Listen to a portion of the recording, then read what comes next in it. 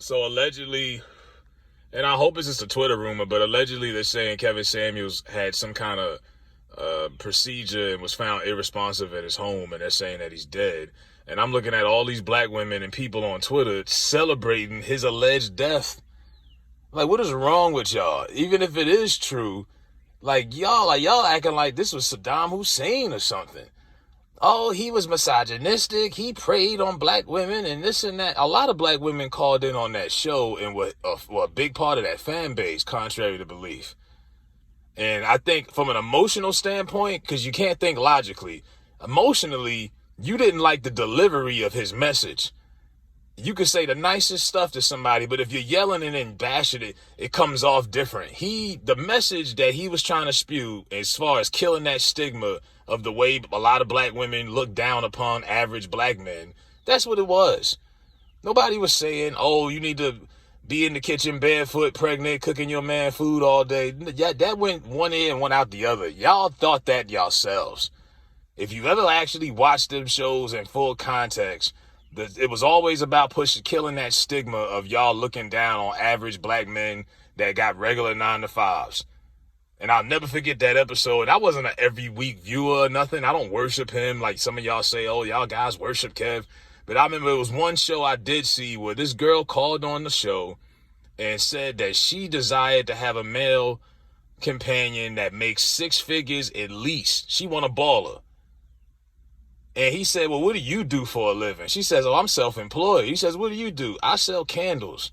And I'm like, unless you selling some crazy candles, you ain't making no money. But yet because you look good, she desired, because she looked beautiful, at least the way she said she did, she thought she was worthy of having a man of 6 figures. This self-entitlement. And that was another thing that he was breaking down. And I don't think the message really got through to a lot of black women, unfortunately, because they were so stuck on the delivery. Oh, he called this girl fat. Or he said she was ugly. Or if a girl calls on the show and asks why she can't get a man, and he asks her, how tall are you? How much do you weigh? Yada, yada, yada. If she's big, she's big. She called and wanted to know. She wanted some truth. People lie to themselves, so sometimes every now and then they need a kick in the ass and need someone to tell them the truth that they can't handle, that they don't want to accept about themselves. That's what he was doing.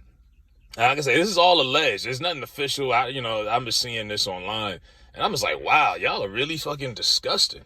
He was misogynistic. He preyed on black women for years, and we don't need nobody. I'm like, yeah, so why the number? Because the numbers don't lie. Black women are the highest rate of single women in the country.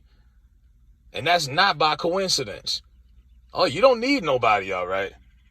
And we can see that. Well, like I say, women and men are meant to complement each other. If you could do the same shit I could do, what the hell you need me for, and vice versa?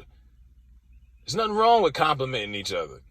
But like I say, the stigma of looking down on average black dudes who just keep their nose clean and work their little job and, might have goals or whatnot, that cats like that have been looked down upon for years.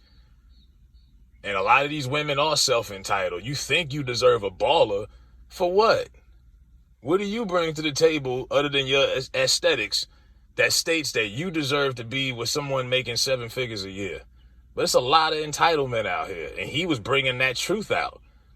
And the few black women that was tuning in or listening, they was down for it. They looked past, logically, they was paying attention, and they shut their emotions off just a little bit to understand the message. You're stuck in the delivery. Because if someone with a nice accent and a nice tone of voice was saying the same exact shit, y'all wouldn't even look at it that way.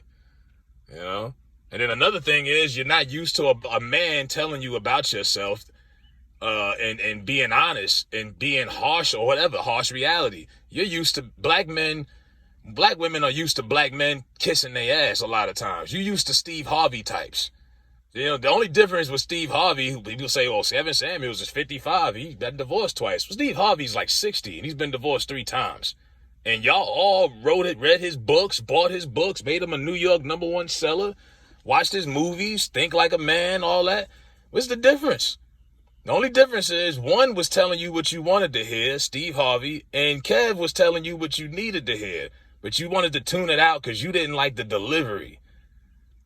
And it's sad that y'all tuned out a lot of the stuff he was kicking. I'm not saying I was a pom-pom cheerleader or I was a faithful every week listener, whatever. But it was some good spewing messages on there that y'all have completely missed and went over y'all heads because you're thinking too emotional. But that's just my stance on that. But I'm not surprised at some of these hood rats on Twitter.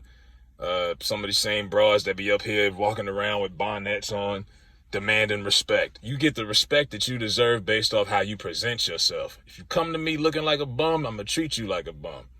You come to me with your stomach hanging out and your titties showing and your shorts up to your ass, Daisy Dukes, I'm going to treat you like a hoe.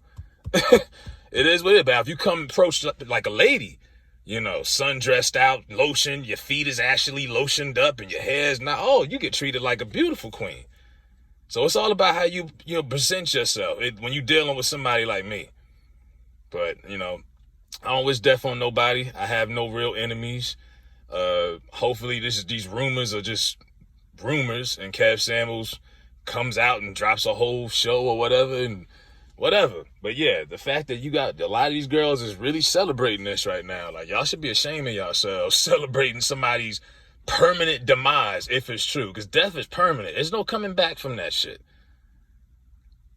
So let me know what y'all think in the comments. I'm out.